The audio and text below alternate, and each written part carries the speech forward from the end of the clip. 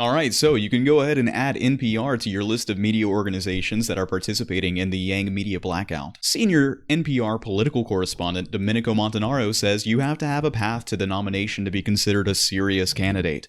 If you don't have a credible, visible path, you're going to have less attention. Actually, he says you're going to less attention. Love that professionalism right there. So what exactly is Domenico talking about with this vague tweet presented to no one? Well, let's back up for just a second and take a look at this tweet by Scott Santens yesterday, where he says, NPR sounded like MSNBC today in its discussion of the state of the race. They talked about clomentum and how Booker could surprise anyone with a surge. There was no mention of Andrew Yang as a possibility. If they mentioned the $16.5 million he raised, I missed it. So this was an on-point radio podcast, happened just yesterday. Look at this, 336 retweets, 1,500 likes. It's absolutely Montanaro's intention to call out the Yang Gang with his vague tweet, and everyone took it that way, obviously. The lack of journalistic integrity that Montanaro has exhibited in his tweets is astounding. It should not be a journalist's position to determine the viability of a candidate, especially when that candidate is outperforming other candidates that journalist is reporting on. This really does beg the question, why is it that Montanaro doesn't think that Andrew Yang is a viable candidate? I mean, after all, he just raised $16.5 million, which at this point in the election cycle in 2015, Donald Trump only raised $13.5. Andrew Yang is outperforming the current president in office right now, and yet Montanaro doesn't want to give him the correct amount of coverage that a viable candidate deserves. Candidate viability is determined by name recognition and visibility within the media. Montanaro is directly responsible for how voters can see Andrew Yang, and he is making the determination for the voters themselves that no, Andrew Yang is not viable. No, universal basic income is not viable. Because let's face it, a universal basic income isn't a viable option for the establishment as it exists today. An establishment that preys upon the poor, impoverished, marginalized, disenfranchised minority communities of this country. It preys on the fact that people are too consumed in the scarcity mindset to actually look around them and ask why society is the way it is. I like to point out that for an organization that likes to talk a lot about inclusivity and diversiveness, it seems a little strange to me that the top polling minority candidate is found to be not viable by a senior political correspondent. That the 400,000 unique individual donors who have given $16.5 million to Andrew Yang's campaign,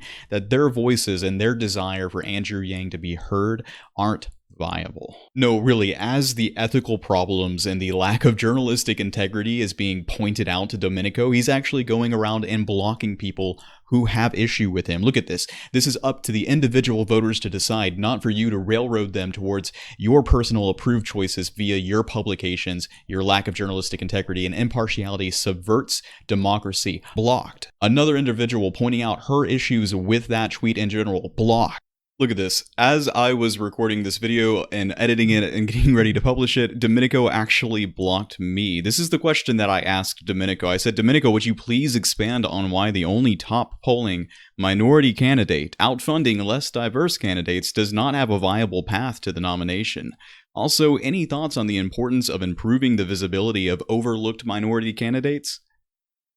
For whatever reason, it doesn't appear that they would like to answer my question. So not only is Domenico willingly exerting his personal discretion and choosing who and who not to report on based upon whatever metrics of viability he decides, he's blocking anyone who points out that there's an issue with the way he's conducting himself. So with all of that being said, I'd like to thank M. Del Branson on Twitter for pointing out that the NPR Ethics Handbook section on social media use prescribes that employees avoid actions that might discredit their professional impartiality. And I would say that his impartiality is very much in question right now. But you know, what a joke. What an absolute joke. But you know, we gotta be brutally honest for just a second and acknowledge this for what this is.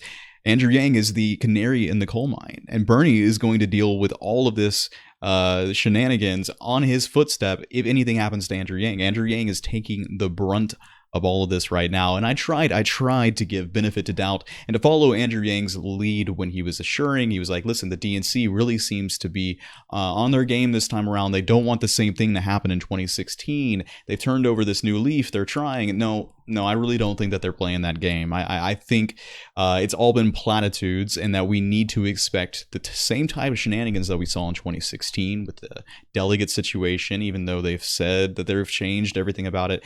Super delegates are still in play, especially if it's a contested election, a contested primary season.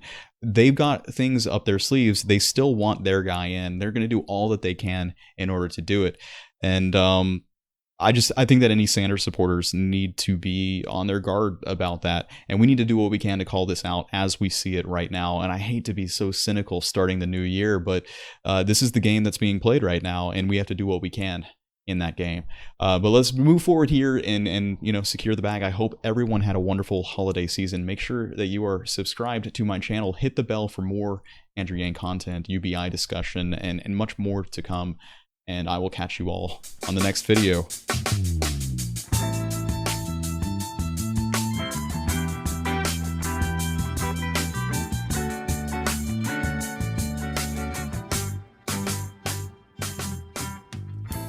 This is on a bus back from camp. I'm 13, so...